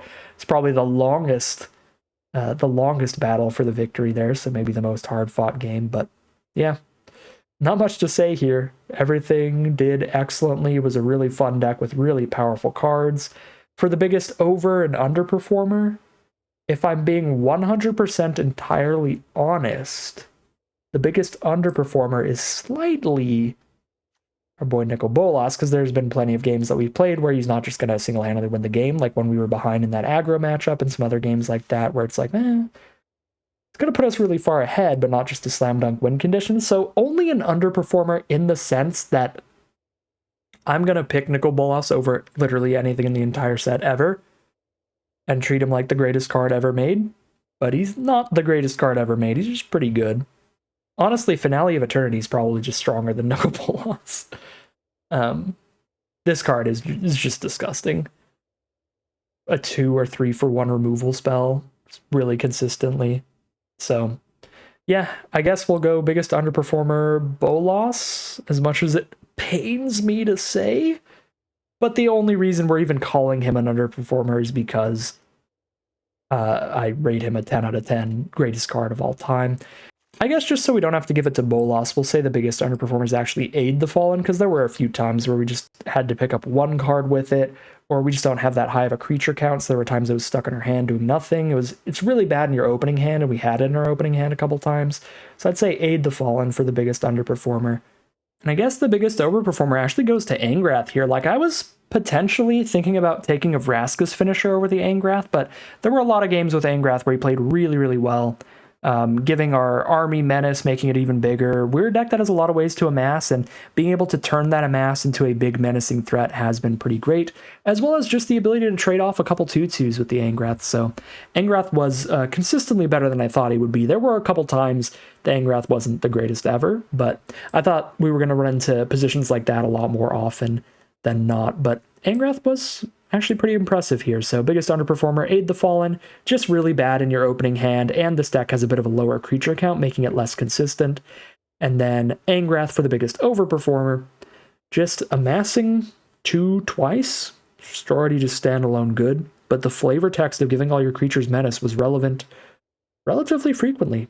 You know, there was the game where our opponent stabilized with a big 5/6, but our army had menace anyway, so we got to keep chipping in for 4, just stuff like that. So really awesome deck.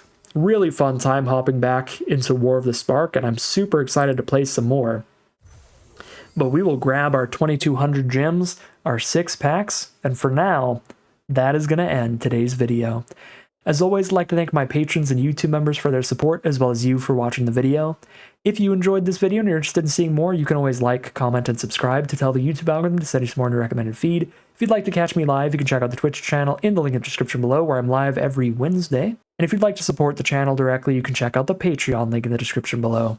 But other than that, as always, thank you very much for watching, and I'll see you again soon for some more Magic Arena.